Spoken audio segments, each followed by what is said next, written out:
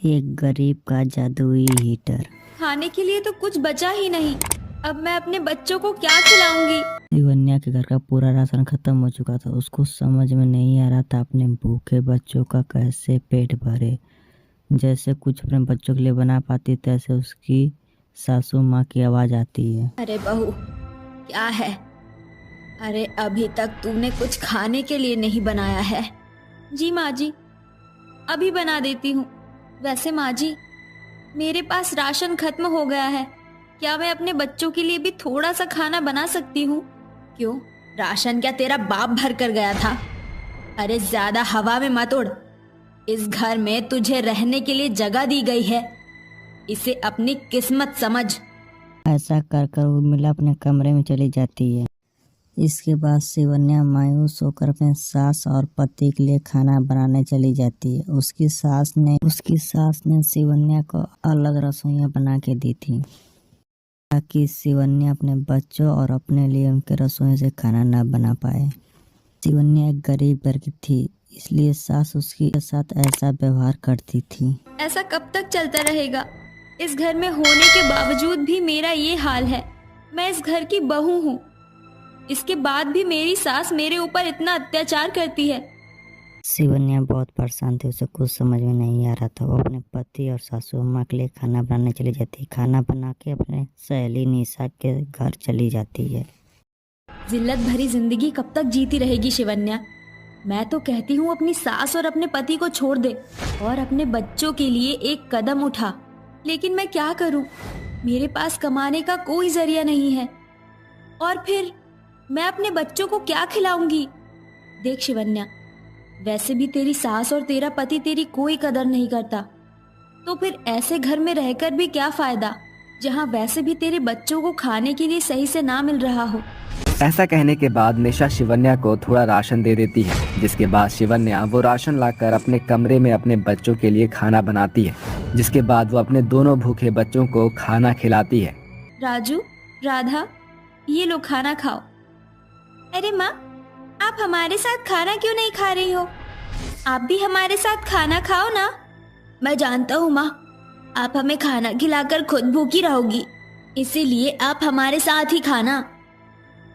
अपने दोनों बच्चों की बात सुनकर राधा की आंखों में आंसू आ जाते हैं, जिसके बाद वो अपने बच्चों को खाना खिलाते खिलाते एक दो निवाले अपने मुंह में भी डाल लेती है। देखते ही देखते रात हो जाती है और आधी रात के समय घर के सभी लोग सो रहे होते हैं। तभी शिवन्या बच्चों से कहती है, चलो बच्चों, अब हम यहाँ और नहीं रहेंगे, हमें अभी के अभी यहाँ से निकलना होगा। शिवन्या अपने दोनों बच्चों का हाथ थामकर और थोड़े से कपड़े लेकर घर से निकल जाती है। देखते ही देखते वो जंगल के रास्ते दूसरे गांव में जाने लगती है, लेकिन उसके दोनों बच्चे बहुत ज्यादा थक जाते हैं। बच्चों, बहुत ज्यादा समय हो गया है, एक काम करते हैं, हम यही आराम कर लेते हैं। अगले दिन जैसे ही सवेरा होगा तो हम फिर से चलना शुरू करेंगे। शिवन्या अपने दोनों बच्चों को लेकर जंगल में ही सो जाती है। अगले दिन जैसे ही सवेरा होता है वो जंगल के रास्ते दूसरे गांव में पहुंच जाती है, जहां गांव का हर एक व्यक्ति अपने अपने कामों में मस्त लगे होते हैं। शिवन्या दूसरे गांव में आकर अपने लिए काम ढूंढती है, लेकिन सुबह से शाम होने के बाद भी उसे कोई भी काम नहीं मिलता। लेकिन शाम होते होते वो एक कबाड़ की दुकान पर पहुंच जाती है। क्या मेरे लिए आपकी दुकान में कोई काम मिल जाएगा? वैसे मैं कई दिनों से ढूंढ तो रहा था, अब तुम आ गई हो तो चलो मैं तुम्हें काम समझा देता हूँ।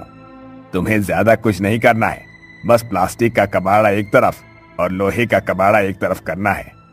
शिवन्या अपने दोनों बच्चों को एक तरफ बिठाकर कबाड़ी की दुकान का सारा काम समझ लेती है। अगले दिन से वो उस कबाड़ी की दुकान में काम करने लगती है, जिसके चलते कबाड़ी उसे रोजाना का 300 रुपए देता है।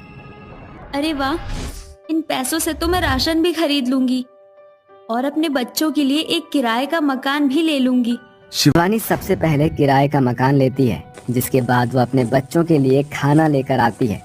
अपने बच्चों के साथ खाना खाकर आराम से सो जाती है। ऐसे ही उसकी रोजमर्रा की अब जिंदगी चलने लगी थी।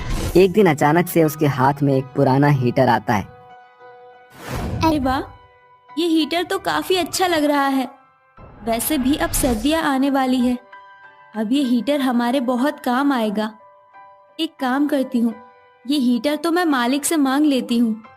शिवानी अपने मालिक से उस पुराने हीटर को मांग लेती है, जिसके बाद उस हीटर को अपने घर ले जाती है और उसे चलाने की कोशिश करती है, लेकिन उसे चल नहीं पाता। तभी वो एक गिलास पानी लेकर उसके सामने रख देती है। देखते ही देखते वो गिलास सोने में बदल जाता है। हे भगवान, ऐसा कैसे हो सकता है? ये गिलास तो अचानक से सोने में बदल गया। शिवन्या कुछ समझ नहीं पा रही थी, जिसके चलते उसने उस हीटर के सामने फिर एक और बर्तन रखा। अब मैं इस पतीले को यहाँ पर रख कर देखती हूँ। हीटर के सामने पतीला रखने पर वो पतीला भी सोने में बदल गया। इसका मतलब ये हीटर कोई मामूली हीटर नहीं है, ये एक जादुई हीटर है। ऐसा करके शिवन्या एक के बाद एक बर्तन उसी हीटर के आगे रखती है, जिसके बाद वो सभी सोने में बदल जाते हैं। ये सब देखकर शिवन्या बहुत खुश होती है और सभी सोने के बर्तनों को एक थैले में भरकर सुनार की दुकान पर जाकर बेच देती है, जिसके बदले उसको बहुत सारे पैसे मिल जाते हैं। अरे वाह, इतने सारे पैसे! इतने सारे पैसों से तो मैं अपना खुद का घर खरीद लूंगी और मेरी सारी परेशानियां भी खत्म हो जाएगी। शिवन्या अपने और अपने बच्चों के लिए एक घर खरीद लेती है, जिसके बाद वो अपने घर में जरूरत की सभी चीजें भी ले आती है। अब उसकी जिंदगी अच्छे से चलने लगती है। ये सब तो ठीक है, अब मुझे अपने बच्चों को अच्छी शिक्षा देने के लिए अच्छे स्कूल में भी डालना है। शिवन्या अपने घर के बाहर से कुछ कंकड़ पत्थर इकट्ठे करती है और उन्हें घर में ले आती है, जिसके बाद वो एक एक करके सारे कंकड़ और पत्थर हीटर के सामने रखती है, जिसके बाद सभी सोने में बदल जाते हैं। शिवन्या वो सभी सोना उठाकर सुनार को बेच आती है। अब मैं इन पैसों से राधा और राजू का एडमिशन करवाऊंगी, वो भी एक बहुत बड़े स्कूल में। शिवन्या अपने दोनों बच्चों का एडमिशन बहुत बड़े स्कूल में करवा देती है। वहीं दूसरी तरफ शिवन्या जादुई हीटर के जादू के चलते अपनी आर्थिक अवस्था बिल्कुल ठीक कर लेती है। वहीं दूसरी तरफ वो कपड़ों का काम करना शुरू कर देती है। वो एक बहुत बड़ी कंपनी खरीदती है और उस कंपनी के जरिए अपना बिजनेस शुरू कर देती है। कुछ ही समय में वो बहुत अमीर हो जाती है, जिसके चलते अब वो न्यूज़पेपर और अखबारों में आने लगती है। एक दिन शिवन्या की सास उर्मिला और उसका बेटा शंकर उसे टीवी पर देखता है। अरे बेटा, ये देख तेरी भगोड़ी पत्नी टीवी पर आ रही है। अरे माँ, तुम सही कहती हो, ये तो शिवन्या है, लेकिन इसके पास इतना सारा पैसा कहाँ से आया और ये इतनी जल्दी इतनी अमीर कैसे बन गई? अरे ये सब छोड़, मेरी बात मान और जाकर इसके पैरों पर गिर जा। इसके जितना अमीर तो कोई भी नहीं है। हमारी जिंदगी बिल्कुल सफल हो जाएगी। उर्मिला अपने बेटे को लालच देती है, जिसे सुनकर शिवन्या के पास वो जाता है और उसके पैरों में गिरकर माफी मांगता है। लेकिन तभी शिवन्या उसे कहती है, तुम दोनों माँ बेटे ने मिलकर मेरे ऊपर इतने अत्याचार किए हैं कि अब मैं तुम्हें माफ नहीं कर सकती।